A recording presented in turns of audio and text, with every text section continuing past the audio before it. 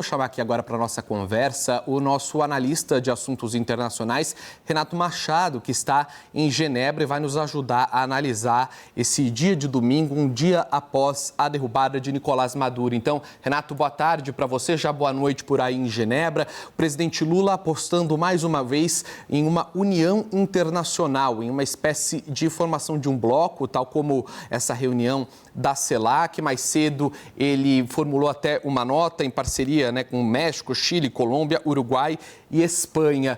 Como você analisa essa postura do Brasil de apostar em uma parceria internacional para ter uma resposta à altura? Isso favorece a resposta internacional? Boa tarde novamente. Boa tarde, Gayer. Boa tarde, Leandro. Boa tarde a todos que nos acompanham. Sim, é uma estratégia do governo brasileiro de tentar romper um isolamento. Só lembrando que são poucos os países de esquerda na região da América Latina. Então, a direita cresceu bastante, vencendo agora eleições no Chile, em Honduras, já tinha Argentina, Equador. Então, esse apoio às ações do presidente Donald Trump está crescendo na região. Então, a estratégia do governo brasileiro é tentar elevar o preço, elevar o custo para os Estados Unidos dessas ações, porque, ao que tudo indica, elas não parem por aí. Ontem, o presidente Donald Trump ele indicou claramente, foi questionado na entrevista, logo depois do pronunciamento, sobre o caso do Gustavo Petro da Colômbia, por exemplo, e ele até usou um termo um pouco chulo para dizer assim, ele também deve se cuidar. Ele deve se cuidar que ele pode ser o próximo. Então, eu acredito que a estratégia da diplomacia brasileira seja isso, tentar romper um cordão de isolamento, criar alianças para tentar denunciar essas ações. E não só na América Latina, a Espanha também foi que assinou essa nota. Então, o objetivo é manter em destaque essas ações, mostrar as ilegalidades e criar uma coalizão para denunciar essas ações do Donald Trump.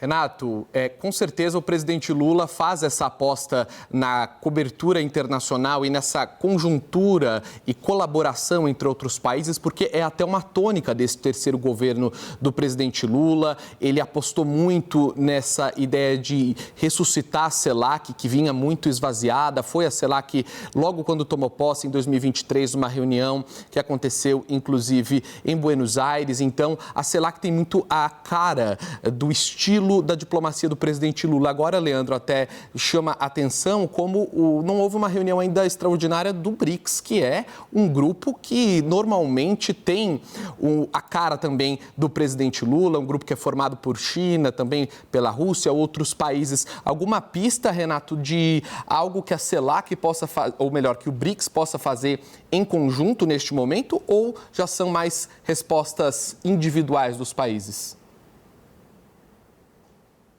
Eu acho que, por enquanto, são respostas mais individuais. Está havendo... Ontem era basicamente respostas individuais. Eram os países denunciando e houve a manifestação do secretário-geral da ONU. É hoje que a gente está vendo um pouco mais de ação mais coordenada, em blocos. Até agora há pouco, a União Europeia soltou uma nota conjunta. Até ontem, eram só os países, os presidentes se manifestando por meio de suas redes sociais. Eu até, no meu comentário anterior, eu tinha falado era uma resposta morna, porque ninguém já tinha condenado explicitamente a invasão americana. Tinham falado apenas de, primeiro, denunciar Maduro, denunciar o regime de Maduro, o presidente Maduro como um ocupante ilegal do seu cargo, porque não venceu as eleições. A Europa não reconhece a vitória de Maduro, pelo contrário, reconhece a vitória de Edmundo González.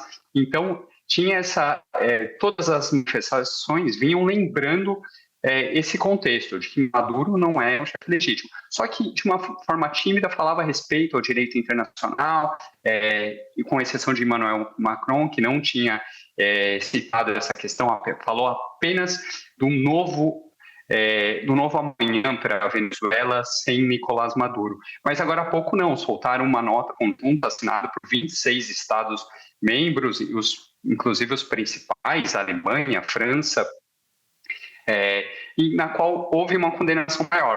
Os lados não são citados, mas vale um trecho aqui que eu tenho aqui na minha frente, que que a União Europeia ela acorda em todas as circunstâncias os princípios da legislação internacional e da Carta da ONU devem ser mantidos e fala que os membros permanentes, os membros do Conselho de Segurança têm uma responsabilidade maior em manter isso, ou seja, não cita os Estados Unidos, mas é uma referência mais direta do que vinha tendo até então. Então hoje foi o dia que a gente viu alguns fóruns já se reunindo para criar uma posição conjunta e assim mais forte em relação à questão. Em relação ao BRICS, que havia sido a sua questão inicial, por enquanto ainda não temos notícias. Rússia, China e Brasil têm uma posição clara de condenação, mas ainda não está clara a posição da Índia em relação a isso. Então, eu acho que nas próximas horas, se houver uma posição da Índia, se houver uma articulação, pode haver uma manifestação via BRICS. Mas é importante que os blocos regionais já estão, não blocos econômicos, mas a questão já está sendo tratada nos blocos regionais em relação na direção de uma condenação da ação americana de ontem. Renato, eu gostaria que você analisasse a China nesse contexto, porque o que a gente tem que agora prestar atenção é o comportamento do Brasil diante desse cenário com a Venezuela e também com a China, já que a China é o maior parceiro comercial do Brasil, né, Eduardo? E nesse ponto é um ponto muito delicado, porque a China ela tem interesse também lá na Venezuela. Tem interesse no petróleo da Venezuela. Como é que fica agora o posicionamento da China nesse conflito, Estados Unidos lá? E a posição do Brasil nesse cenário? Se o Brasil sai em defesa da China, pode comprar uma briga com os Estados Unidos, né? Lembrando que a gente teve um momento muito delicado, agora há pouco, ainda com algumas tarifas, né, do governo norte-americano. Então, como é que você vê esse cenário, a China, Venezuela e, sobretudo, o posicionamento do Brasil? Como é que o Brasil deve agir? O que o Brasil vem fazendo agora, o Itamaraty vem fazendo agora, é uma posição adequada? É uma posição de fazer críticas, mas não aprofundar nas críticas, ou seja, não chamar a China para o contexto, para não criar um cenário desfavorável para o Brasil, economicamente falando? Perfeito, Leandro. Primeiro, começando uma análise da China em separado, a China é um parceiro da Venezuela, como você bem falou, ao que tudo indica, ela compra o petróleo venezuelano, sabemos disso, mas não oficialmente, até porque o petróleo venezuelano está sancionado e muito desse transporte é feito por barcos, por navios sancionados que trabalham também com petróleo iraniano e entre outros. Então, mas a China ela está levantando a voz contra os Estados Unidos, está pedindo, já pediu hoje a libertação de Maduro, pediu hoje que os Estados Unidos respeite a legislação internacional, que se contenha nas próximas ações, que não repita as ações, que mantenha a soberania da Venezuela. Além do aspecto da China ser um parceiro da Venezuela, a gente precisa lembrar que a China é um Estado totalmente pragmático. Ela faz o que é dos seus melhores interesses. Eu não vejo a China, por exemplo, colocando seu peso militar para defender a Venezuela. Não, vai colocar o seu peso político. Mas ela tem suas questões prioritárias, tem Taiwan, que é a sua prioridade. Se houver uma ação militar da China, será contra Taiwan, não será contra qualquer outra nação. Então, só que o que vemos da China também é como se ela estivesse perguntando os Estados Unidos, você vai fazer isso mesmo? Você vai fazer isso mesmo? Porque se você fizer, eu vou fazer também em Taiwan. Eu também vou defender meus interesses. As falas dos Estados Unidos todos de interesse nacional, de defesa de interesse nacional, sem contar a nova estratégia de segurança nacional, que fala dessas áreas de influência, que a área de influência dos Estados Unidos é a América Latina, a área de influência da China é o Mar do Sul da China. Então, meio que a China está fazendo uma defesa do direito internacional e está vendo até onde os Estados Unidos vão para ela ter uma carta branca depois para ela fazer o que ela bem deseja na sua esfera de influência. Agora, falando um pouco sobre o Brasil. O Brasil, ele não tem muito o que fazer. Estamos diante de assim como o mundo não tem muito o que fazer. o papel do mundo é convencer os Estados Unidos de que essa medida está errada e fazer os Estados Unidos recuar. Mas é muito difícil ir além disso. E o Brasil, menos ainda. O Brasil não tem uma condições de rivalizar militarmente com os Estados Unidos. E mesmo assim, a gente, escutando os auxiliares do Palácio Planalto, eles falam que a melhora na relação com os Estados Unidos foi a nível bilateral. Foi em relação aos interesses dos dois países, Brasil e Estados Unidos. Em relação às questões regionais, o Brasil segue sendo ignorado pelos Estados Unidos. Os Estados Unidos vão fazer o que bem entendem, independente da posição brasileira. Então, na falta de outras opções, é isso que uma diplomacia tem que fazer. Tem que fazer barulho, tem que fazer alianças, tem que aumentar o preço dessas ações americanas para que elas não se repitam em outros lugares. Porque o receio é que não vai parar na Venezuela.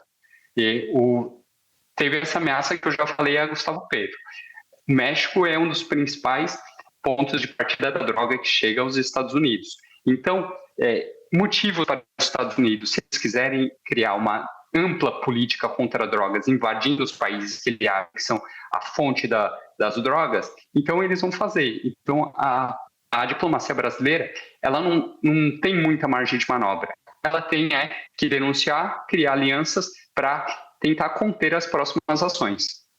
Renato, a gente já volta a conversar mais um pouco, mas ainda falando sobre a Europa, nós temos aqui a nota que até o Renato citou, publicada pela União Europeia a respeito das tensões na Venezuela. Vamos dar uma olhada nesta nota na íntegra, que é assinada por 26 Estados-membros da UE. O que diz a nota? Abre aspas. A União Europeia apela à calma e à moderação por parte de todos os intervenientes para evitar a escalada do conflito e garantir uma solução pacífica para a crise. A União Europeia recorda que, em todas as circunstâncias, os princípios do direito internacional e a Carta das Nações Unidas devem ser respeitados.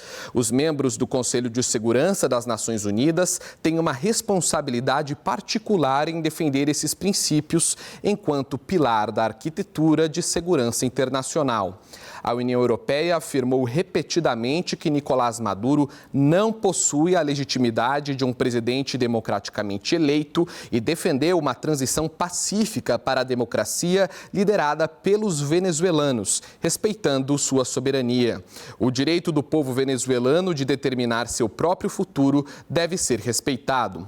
A União Europeia partilha a prioridade de combater o crime organizado transnacional e o tráfico de droga, que representam uma ameaça significativa para a segurança a nível mundial. Ao mesmo tempo, a União Europeia salienta que estes desafios devem ser enfrentados através de uma cooperação sustentada, em pleno respeito pelo direito internacional e pelos princípios da integridade territorial e da soberania. E segue a nota da União Europeia. Mantemos contato próximo com os Estados Unidos, bem como com parceiros regionais e internacionais, para apoiar e facilitar o diálogo com todas as partes envolvidas, visando uma solução negociada, democrática, inclusiva e pacífica para a crise, liderada pelos venezuelanos. Respeitar a vontade do povo venezuelano continua sendo a única maneira de a Venezuela restaurar a democracia e resolver a crise atual. Neste momento crítico, é essencial que todos os atores respeitem integralmente os direitos humanos e o direito internacional humanitário. Todos os presos políticos atualmente detidos na Venezuela devem ser libertados incondicionalmente.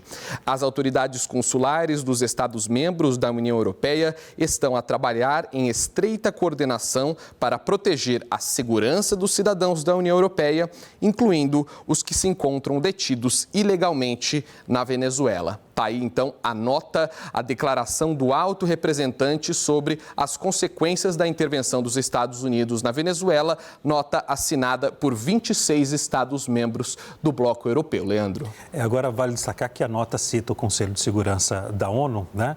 E nesse contexto, o Conselho de Segurança, no caso, o Conselho de Segurança da ONU, que é formado por 15 países, há 5 países que têm poder de veto. Estados Unidos, a Inglaterra, a França, a Rússia, mas há um ponto ali, a China também faz parte conseguem vetar. Os Estados Unidos conseguem vetar, qualquer ponto que for apresentado pelo Conselho de Segurança das Nações Unidas, da ONU, né? Esse é um ponto, eu posso voltar com o Renato Machado aqui para poder a gente repercutir com ele e também saber dele a análise. O Conselho de Segurança da ONU, Renato, fica enfraquecido, não é isso, diante do veto dos Estados Unidos, a possibilidade de qualquer veto dos Estados Unidos agora para alguma decisão?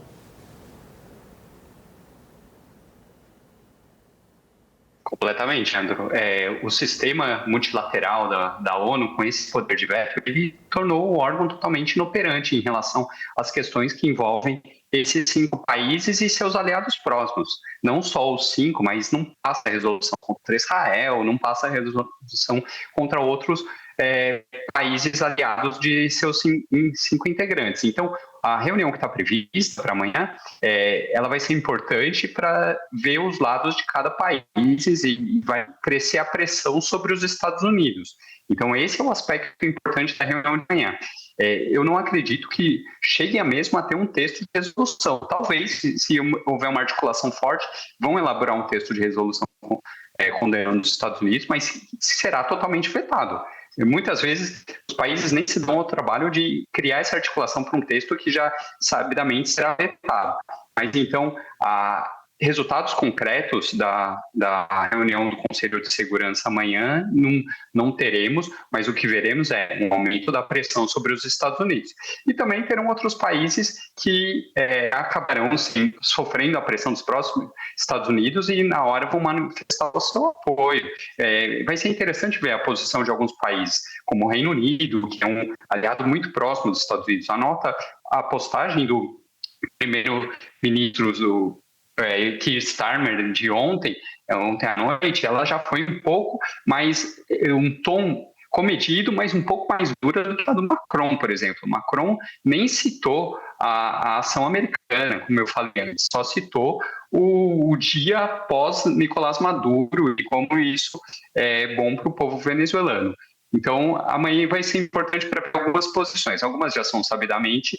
O Brasil parece que vai se pronunciar, que vai manifestar a sua condenação à invasão e os sul-americanos mais à direita vão apoiar Donald Trump, o que vai gerar esse racha, no sentido de que a região ela não está unida para proteger a sua integridade territorial, que ela está dividida.